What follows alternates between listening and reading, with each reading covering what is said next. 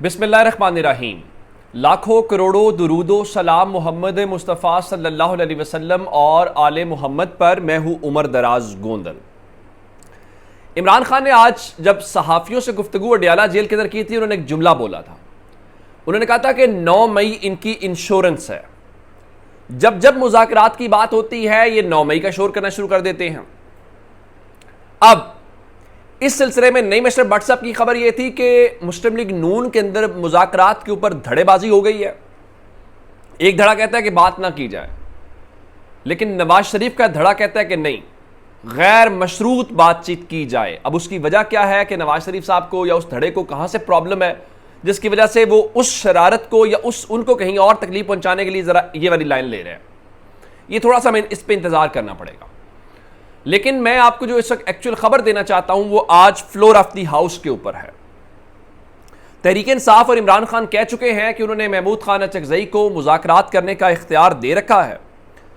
अब इस सिलसिले में जो आज आगाज है वो आगाज होता है जनाब। सबसे पहले हमने देखा फ्लोर ऑफ द हाउस के ऊपर महमूद खान अचकजई आते हैं और महमूद खान अचकजई जो हैं वो मुज़ाकरात की बात करते हैं और वो कहते हैं कि ये जो मुज़ाकरात हैं, इन मुज़ाकरात के हवाले से मियां नवाज शरीफ भी कायल हैं, जरदारी भी कायल है, लेकिन जो असल लाइन या बड़ों की दुम के ऊपर पांव आया है, क्योंकि ये तासुर ये था कि महमूद खान जो अचकजई हैं वो शायद इस्टेब्लिशमेंट से मुज़ाकरात नहीं करेंगे या नहीं करना चाहते।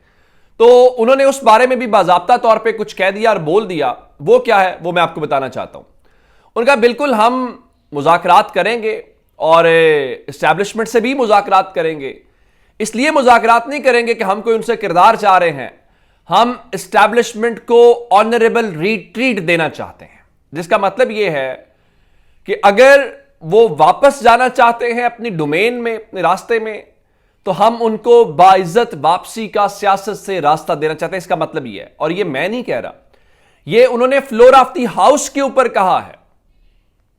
और यह अलग बात है कि जब ख्वाजा आसिफ की तकरीर के बाद वो आए तो उनकी तकरीर का मामला आया तो पाकिस्तान टेलीविजन ने उनकी तकरीर को सेंसर कर दिया, ब्लैकआउट कर दिया, जो कि गलत बात है, नहीं होना चाहिए था। फिर आप कहते हैं अब बलूचिस्तान से कोई अगर अच्छी आवाज है तो आप क्यों उनको चुप कराना चाहते हैं। अब ख्वाजा आसिफ चीखें मार रहे थे, जी कोई इनको बताओ, ये गोद दोबारा वापस लेना चाहते हैं, बाजवा नहीं रहा, फैज नहीं रहा, फलां नहीं रहा। कम से कम तहरीक इंसाफ ने यह साबित किया उन्हें किसी सहारे की जरूरत नहीं है। और राना सनाबला ये मानते हैं कि यह अलग बात है कि उनकी तवक्को नहीं थी, लेकिन तहरीक इंसाफ ने रेजिस्ट किया है और वो अपना पूरे का पूरा जो मुकदमा है सियासी तौर पे वो लड़ते हुए दिखाई दे रहे हैं। अब इसमें इंपॉर्टेंट बात क्या है? इंपॉर्टेंट बात यह है कि अब से थोड़ी देर पहले राना सनाउल्लाह जो नवाज शरीफ ग्रुप के तस्वुर किए जाते हैं, उन्होंने जो बात की है, उन्होंने अब से थोड़ी देर पहले कामरान शाहिद के शो में मुज़ाकरात की बात की है और उन्होंने वहां पे कैटेगोरिकली कहा है कि ये मुज़ाकरात होंगे और गैर मशरूत होंगे। और गैर मशरूत मुज़ाकरात का मतलब यह है कि 9 मई समेत बाकी कोई किसी किस्म की शराइत नहीं होंगी। और यही नई मिस्टर व्हाट्सएप की खबर थी कि नवाज शरीफ ये कहते हैं कि अगर बातचीत करनी है, अब उसकी वजह बाद में, अभी मैं एग्जैक्ट वजह पे नहीं जा रहा हूं, तो अब उन्होंने ये कहना शुरू कर दिया है। तो ये एक बड़ी डेवलपमेंट है कि महमूद खान अचकजई कह रहे हैं कि वो एस्टैब्लिशमेंट समेत तमाम स्टेक होल्डर से, वो कह रहे हैं इसलिए इसका मकसद हुकूमत लेना नहीं है, इसका मकसद कोई एनआरओ लेना नहीं है, कोई डील लेना नहीं है, इसका सिर्फ एक मकसद है, इस वक्त मुल्क के अंदर जो बदबख्त किस्म का एक बहरान चल रहा है, उस बहरान से निजात हासिल की जाए और पाकिस्तान को दोबारा ट्रैक के ऊपर लाया जाए। उसके बाद अगली बात सुनिए कि पाकिस्तान तहरीक इंसाफ ने, अब चूंकि उन्होंने कौमी असम्बली के हवाले से या सेनेट के हवाले से जो भी आए, अभी सेनेट में बिल आया है तो कमेटी में चला गया, जजेस की तादाद बढ़ाने का बिल लेके आए। अब सब जानते हैं कि उस बिल का पर्पस क्या है। और तहरीक इंसाफ के बहुत सारे लोग जो हैं, आप जानते हैं 41 लोग टेक्निकली इस वक्त आजाद हैं। आज़ाद से मुराद है कि सुप्रीम कोर्ट ने तो हुक्म दे दिया था कि उनको मौका दिया जाए और वो अपने का वो जमा भी करवा चुके हैं पार्टी वाबस्तगी फॉर्म, लेकिन इलेक्शन कमीशन उनको नोटिफाई नहीं कर रहा।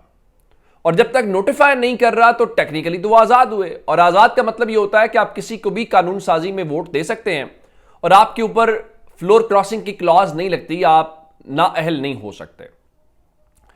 लेकिन पाकिस्तान तहरीक-ए-इंसाफ के जो बैरिस्टर गौहर हैं, जो पार्टी के चेयरमैन भी टेक्निकली बनते हैं, उन्होंने इस सिलसिले में बाज़ाब्ता तौर पे एक नोटिफिकेशन निकाला है या एक लेटर निकाला है, और लेटर निकाल के अपने लोगों को बाज़ाब्ता तौर पे ये बता दिया है कि आपने इस कानून साजी में आपका ये वो काम करना है, और अगर आपने पार्टी पॉलिसी की खिलाफ वर्जी करते हुए किसी और को वोट दिया या पार्टी पॉलिसी के खिलाफ वोट किया तो आइन के आर्टिकल 63A के तहत आप जो है वो डिस्क्वालीफाई हो जाएंगे, आपकी सीट चली जाएगी।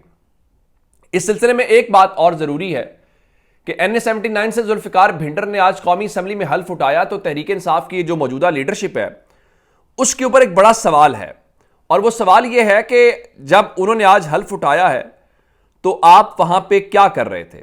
क्या आपने उनको मौका दिया कि वो आए और वो अपनी मर्जी से हल्फ उठा ले और आप देखते रह गए, या आपका ये काम नहीं था कि आप बाकायदा एहतजाज रिकॉर्ड कराते और हाउस में बताते कि आपकी सीट छीन के मुस्लिम लीग नून की गोद में ये सीट डाली गई है? ये आपका फर्ज बनता था, लेकिन आपने इसके ऊपर किया नहीं है। उसकी वजह क्या है? आप कंफ्यूज्ड हैं।